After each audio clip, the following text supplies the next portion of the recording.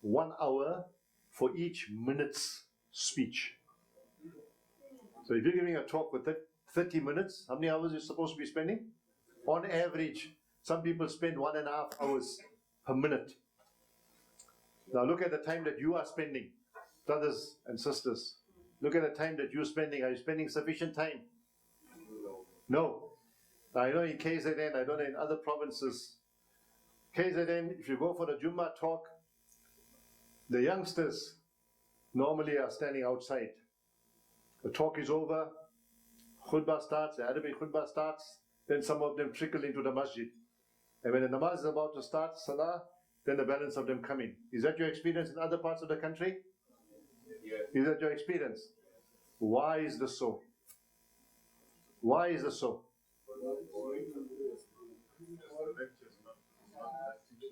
The lecture is not interesting. Yes, what else? Sorry, the theme, correct. Same topic. Right, same topic every week. Right. So, brothers and sisters, those of you who are giving a talk, and the youngsters are standing outside, that means there's something wrong with you. That's a fact. Something's wrong with you. If they are standing outside and you are conveying the word of Allah subhanahu wa ta'ala and Nabi Muhammad sallallahu alaihi wasallam, and they're not interested, something's wrong with you. You've got the contents. You've got the contents. You're not getting through to the youngsters. You haven't made an effort to get through to the youngsters. What is it that appeals to them? This is what you need to ask yourself. What is it that appeals to your children? I'll just give you an example. There was a boy who went to the doctor. So the doctor treated him, and the doctor told him he asked the doctor, what is wrong with me? So the doctor told him in medical terms what was wrong with him. He went home, he asked his father, what is it? What's really wrong with me? His father couldn't understand those medical terms. The next visit to the doctor, again he asked the doctor, but this time he took his iPad with. So he asked the doctor, what is wrong with me? Just write it on my iPad. So then he typed it on the iPad. This boy went home, he did a search, Google search, and he knew exactly what was wrong with him. Question to you is, how old do you think this boy was?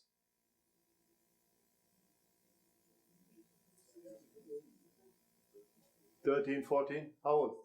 16, 8, 10, 12. He was 5 years old. He was 5 years old. So if you are still giving talks the way you were giving it 10, 15, 20 years ago, what you learned in the Darul Ulooms and Madrasas, how to give talks, you're still giving talks to these youngsters today. Is there any reason why they're standing outside? You have to be talking at their level. You have to be getting through to them. Use the latest technology. Even if you have to use their language, not slang and things, but you need to use their language. That's the only way you can get through. Agreed? We'll do that. Inshallah. So, are we still going to spend 30 minutes for our talk? Preparation for the talk. Are we? If you're doing that, you're doing a disservice. You're doing disservice to Islam, you're doing disservice to you, doing disservice to the people who are listening. As I mentioned, the Jummah khutbah, you've got tens of thousands of musallis throughout South Africa. Ready audience. You don't have to call them there. You just have to prepare your message properly and get through to them. Okay. Now how do you structure the presentation? You have to have the opening. Now in the opening, what's very important is that you have to capture the audience's attention. Grab the attention. At which part of the speech is the audience's attention at the highest? At the beginning. And also when? At the end. Climax, correct. So, when their attention is at the height in the beginning, that is when you need to grab the attention and maintain that interest. So how do you grab the attention we'll be discussing just now? And when we're doing demonstrations, I'm going to be requesting you to come forward and just give examples of how you can grab the attention. Because when you go out from here, I need you to already be au fait with these things. Okay, so one is to grab the attention in your opening, and the opening must now lead into your speech itself, right? Then the second part is the body. Now what we recommend is that you have 2 or 3 main points. In fact, about 3 to 5 main points in your speech, not more than that. So you have your main points, and then you have a sub-point for each of those main points, and you have your support material. So if you're talking whatever topic, say you're talking of the compassion of Nabi Muhammad sallallahu alaihi wasallam, right? So now you'll say, okay, what can I talk about? So let's take 3 main aspects of the compassion of Nabi Muhammad sallallahu alaihi wasallam. You're going to be talking about those. Those are going to be your main points. Then under those points, you might have sub-points, examples. That is where you'll get the statistics, you get the information about Nabi Muhammad, about his life, about his seerah, etc.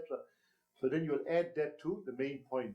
So you got 1 main point, 2nd main point, 3rd main point. So you just have 3 to 4 main points. That's the body, right? And then the conclusion. And in the conclusion, what you need to do is you need to review what you've already been through, and you summarize, and then you call to action. You get them to take action. Now, one of the important things that you need to remember is what I call the tell formula. Anyone know what's the tell formula? Anyone?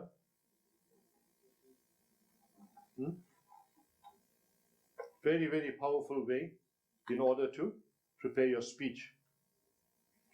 So the tell formula really means that before you start, at the commencement, you must tell the audience what you're going to tell them. Then you proceed to tell them. And at the end, you tell them what you told them. Easy. So what is called? Tell formula.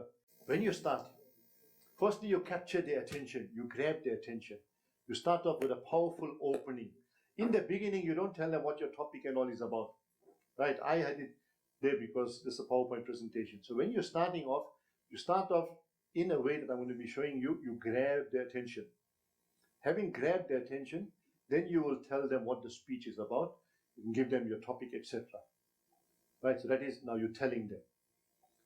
Now you're telling them, for instance, if in your speech you got 3 main points, so we're going to be talking about the compassion of Nabi Muhammad sallallahu alaihi wasallam.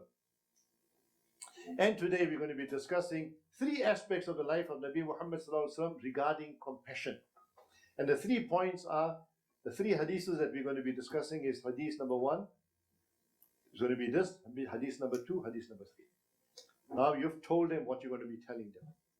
And then you proceed to tell them. Now that's the middle of your speech. At the end of your speech, then we say there, review or summarize. So you must summarize what you've told them. You must review what you've told them. So at the end, you'll tell them, okay, today our topic was this. There were 3 main points that we were going to be discussing, or 5 main points we were going to be discussing. And these were the main points, point 1, point 2, point 3, point 4, point 5. Now, having told them that, do you think they'll forget what you told them? Normally when we go to talks, and the talk is very interesting, and now we want to go home and tell our family about it, and we try and recall the 5 points. Generally, about how many points do we remember? 1, 2, maximum 3. Isn't that the reality? And then we regret it. Oh, why didn't I make notes, or why didn't I pay attention, etc. But if you use the tell formula, you think your musallis will remember 3 points or all 5 points? All 5 points. See, so simple formulas that I'm going to be teaching you, simple formulas in this book as well, that you need to implement. 1 or 2 other very big advantages of that. Quite often, in Jummah talks, the musallis, half of them will come late. Isn't that so? So, whilst you are presenting your talk, you need to recap as well. So if you finish the first 2 points, now you go to the third point.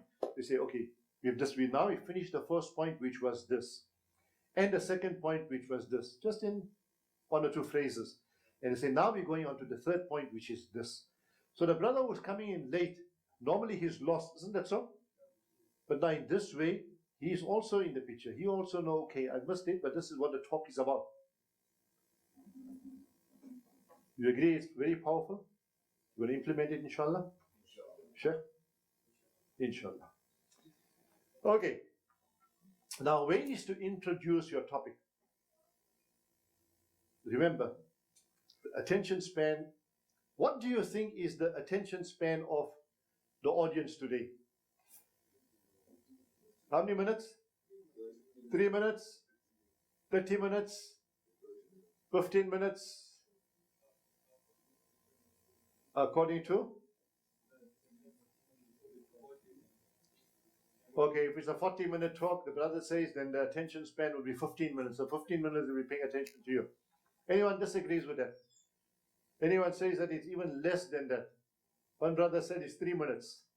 Who says it's less than 3 minutes? Okay. I want you to do something. Yes, brother. I wanted to say it depends if the people know the time that the job is supposed to take. Yes. I think it will be slightly half the time each time. Okay, so if it's a 20-minute talk, you say that for at least 10 minutes you'll have the attention. And I want you to do something. Can all of you see this flag here? The South African flag. Can you see it? Yeah. Right. So, and those people who can't see it, then just okay. Then those people can look at that mic there on the left-hand side, right? That's on the stand. Now, you brothers and sisters, just look at this flag, please. Don't look anywhere else. Look at the flag. Don't talk. No talking. Don't look anywhere else. Just look at that flag. Okay.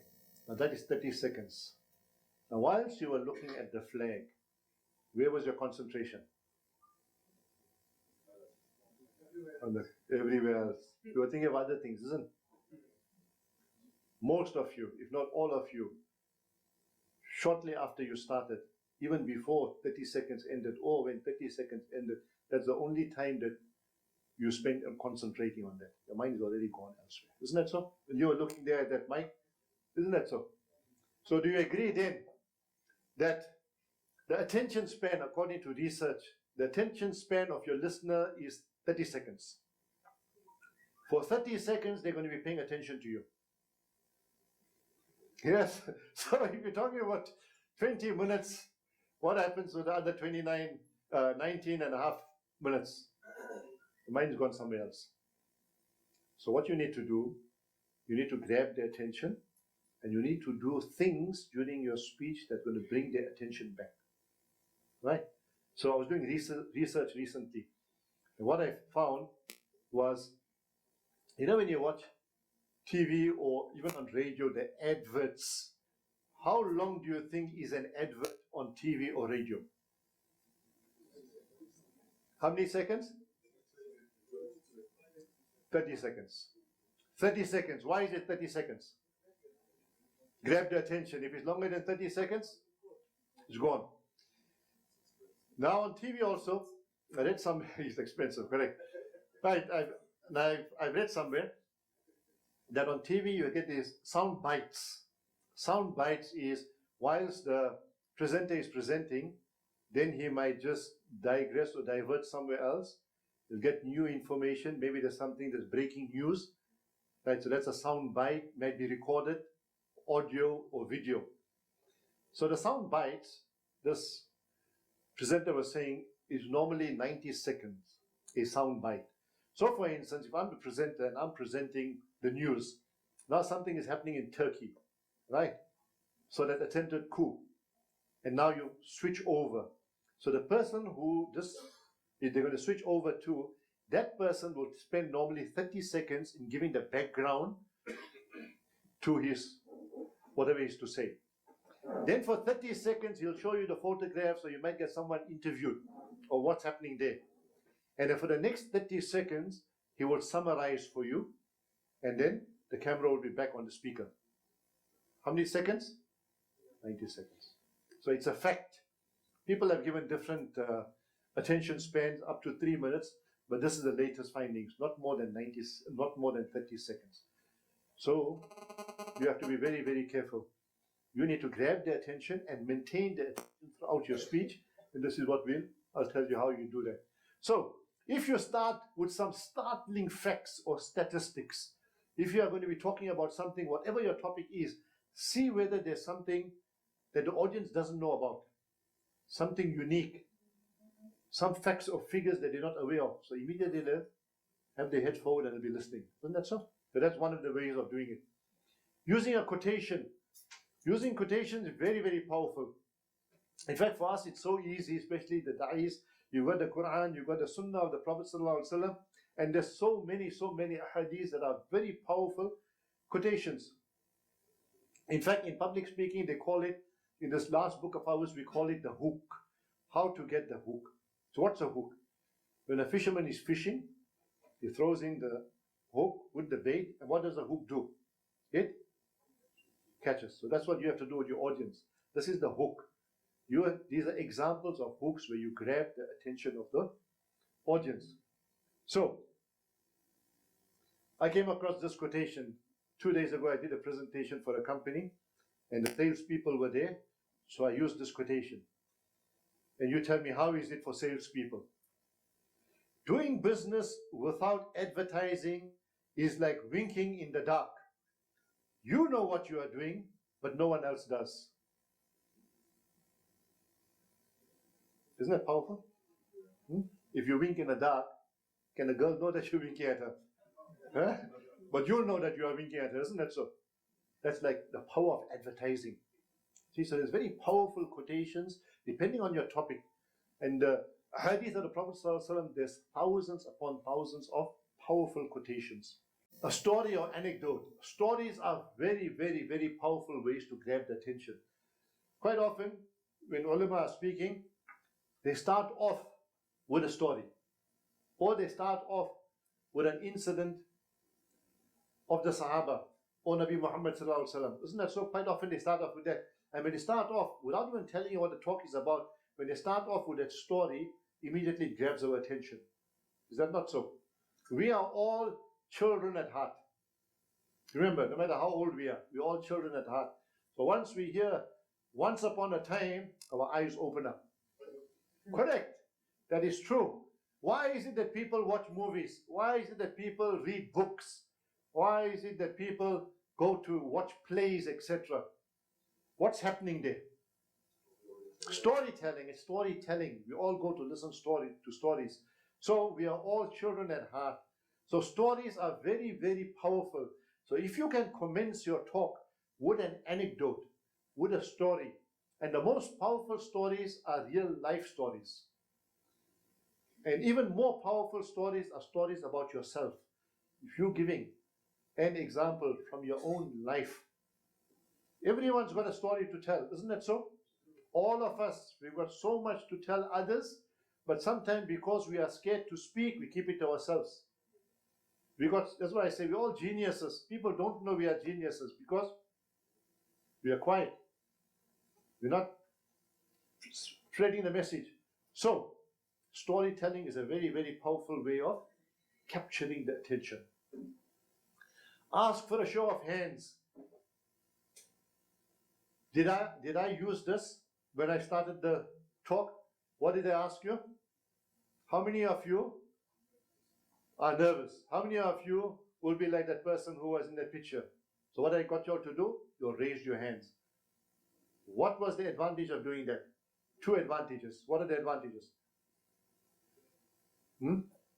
What effect it has when you're presenting, when you ask for a show of hands, ask them a question, what it does? Right? It gets the audience participating.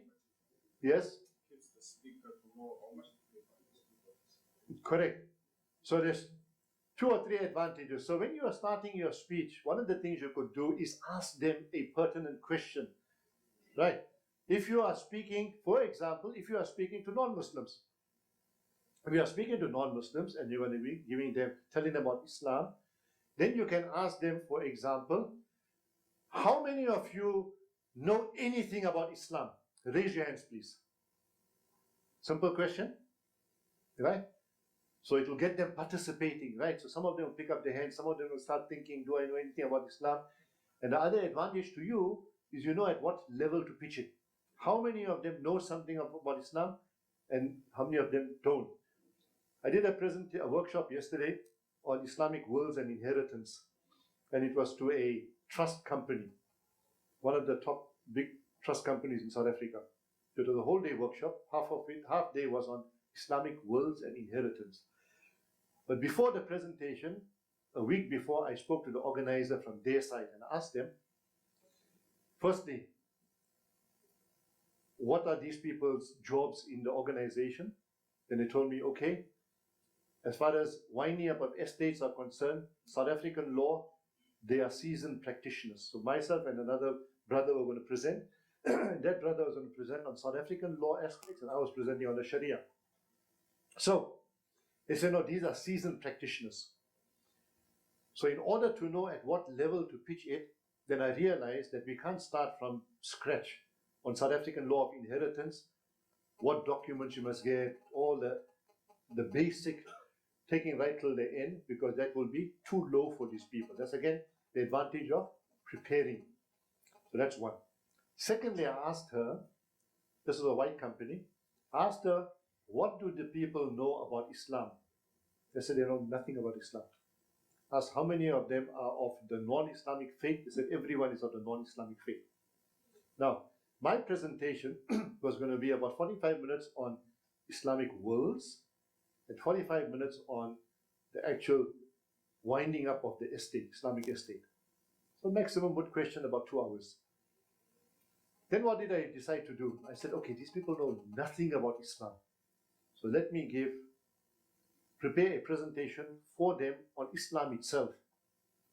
So it was about a 1 hour presentation I prepared. So I gave them the basics of Islam. Who is Allah? Who is the Prophet Sallallahu Alaihi Wasallam? The 6 fundamental beliefs of the Muslims, the 5 pillars of Islam, some of the ethical behavior of Muslims, the important role of women in Islam, clothing of Muslims, halal and haram as far as food is concerned, difference between Western law and Islamic law, and so forth. In that 1 hour, the people, you could even hear a pin drop. They knew nothing about Islam. There were out of the 11 people, about 8 of them were Europeans, 2 of them were Indians, and 1 was the African lady. Right? So what do they know about Islam? From where do they learn about Islam? From where do they learn? From the newspapers. And what's there in the newspapers, we know. So for the first time, they were learning something authentic about Muslims. They were fascinated. They realized that Islam is so close to Judaism and Christianity. When we told them that we believe in all the prophets, starting from Adam alayhi salam right to Rasulullah sallallahu alaihi wasallam, and then we say, peace and blessing of God be upon all of them, even after when you use Jesus Christ and Moses, etc. They were flabbergasted because they got a wrong conception of Islam. When I told them about the 5 pillars of Islam, now they've been hearing about Ramadan and things for people working with them. But what I did, and something that you could also bear in mind, you make your talk, especially if it's like a PowerPoint presentation, make it as graphic as possible. The more graphics you put in, the more they will remember. Just remember that. If you're going to be doing talking, your talk survey was carried out, your words have only 7% effect on the listener. 7%. Then your tone of voice, etc., has about another 18 or 20%. The balance of effect, about 70% effect on the listener, is your body language. Body language, right?